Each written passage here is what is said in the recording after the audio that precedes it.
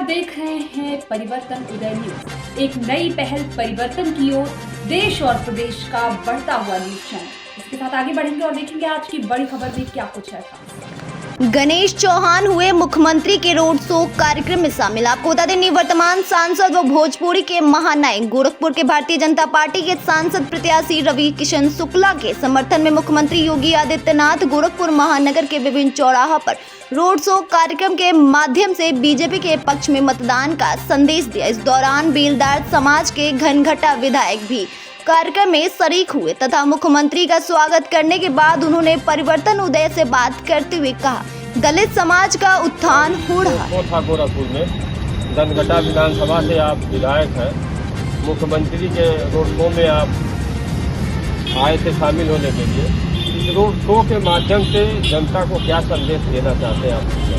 गोरखपुर में समाज के बीच में आज जाना हुआ और उसी क्रम में सूरजकुंड के पास कुछ समाज के लोग थे, जहाँ जाने के बाद माननीय मुख्यमंत्री जी के रोड शो कार्यक्रम में पूरे मौजूद कराया। गजब का उत्साह लोगों का दिखा और पूरा हम सब इस उत्साह से गोरखपुर की सीट पिछले बार से भी ज़्यादा मतों से जीतने जा रहे हैं। और निश्चित है तो भारतीय जनता पार्टी का जो मूल मंत्र है समाज के अंतिम व्यक्ति का उदय, उसमें अंतिम कड़ी में हमारा बेलदार समाज का, हमारा जो दलित समाज का जो निचले तबके का व्यक्ति है उसका उत्थान हो रहा है।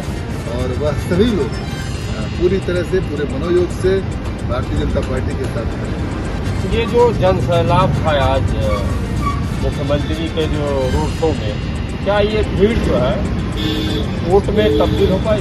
निश्चित है, भीड़ नहीं है, पूरी तरह से सब लोग पूरे ऊर्जा से लबरेज रहे। ये सारे लोग समर्थक हैं, सारे लोग भारत माता की जय के नारे लगा रहे थे। सारे लोग योगी जी और मोदी जी पर विश्वास है, इनको भारतीय जनता पार्टी के नीति पर विश्वास है, सबका साथ सबका विकास का जो मंत्र है उस पर विश्वास है। और सभी लोग ये भारतीय जनता पार्टी के पक्ष में मतदान करेंगे और भारी मतों से आगामी 1 तारीख को हम जैसे एक नारा आप लोगों का चल रहा है, अब की बात 400 के बाद एक बार फिर मोदी सरकार। तो क्या आपको लगता है कि इस बार कितने बहुमत से आपकी सरकार जो है कितने सीटों से केंद्र में सत्ता में आ रही है? निश्चित है, इस देश ने यह नारा लगा दिया है फिर एक बार मोदी सरकार, और जनता ने मूड बना लिया है। और हम चले न चले, देश चल दिया है फिर एक बार मोदी सरकार के लिए। हम सब देख रहे हैं जो 400 पार का लक्ष्य लिया गया है, निश्चित हम उसके करीब पहुंच चुके हैं।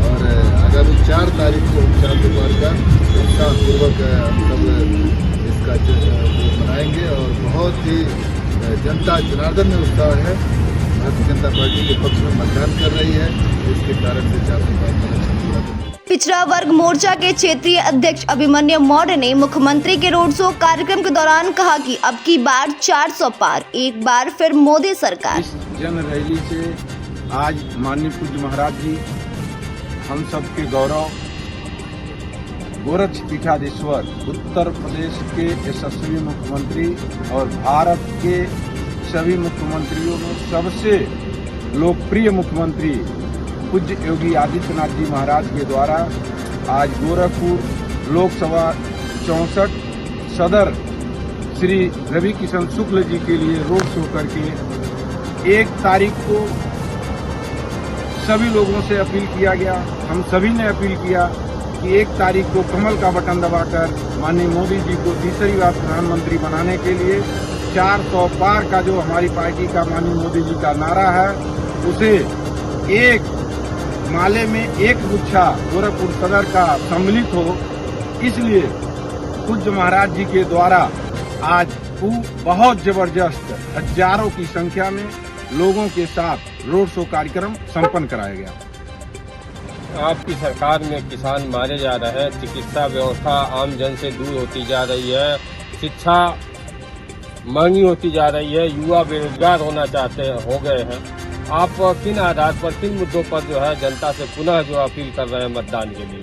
आप जनहित में अगर पूछेंगे तो शायद 70 साल के बाद माननीय पूज्य महाराज जी उत्तर प्रदेश में और अपने भारत के यशस्वी प्रधानमंत्री जिन्हें तीसरी बार हम सब पूरी देश की जनता लगी हुई है, माननीय नरेंद्र मोदी जी को तीसरी बार प्रधानमंत्री बनाने के लिए 10 साल में विकास का ऐतिहासिक काम हुआ है। जैसे अभी गोरखपुर में देख लीजिए, चारों तरफ रोड, बिजली, शिक्षा के क्षेत्र में आ जाइए, सहजनवा ही हम मूल निवासी हैं वहाँ के, और अटल आवासीय विद्यालय बना करके माननीय नरेंद्र मोदी जी के नेतृत्व में और योगी जी के नेतृत्व में हर गरीब के बच्चे को उच्च शिक्षा, बढ़िया शिक्षा देने के लिए बनाया गया है।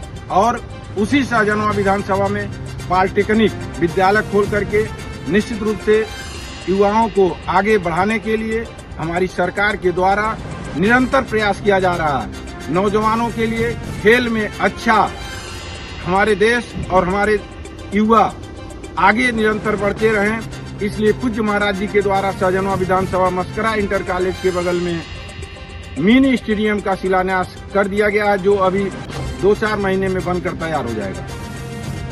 अभी देखिए, आपकी सरकार में किसान भी खुशहाल नहीं है। आए दिन जो है किसान आंदोलन कर रहे हैं। आपकी सरकार जबरदस्ती उनको जो कुचलने की कोशिश कर रही है।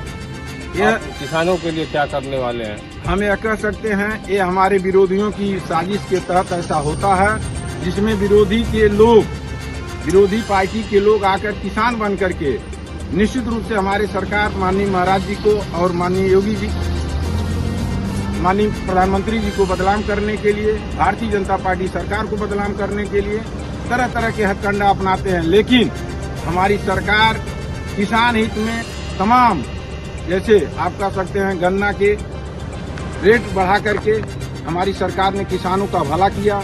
मुफ्त पानी किसानों को दे करके, निश्चित रूप से बिजली का मुफ्त पैसा है, 1 रुपये किसानों से नहीं लेती हमारी सरकार।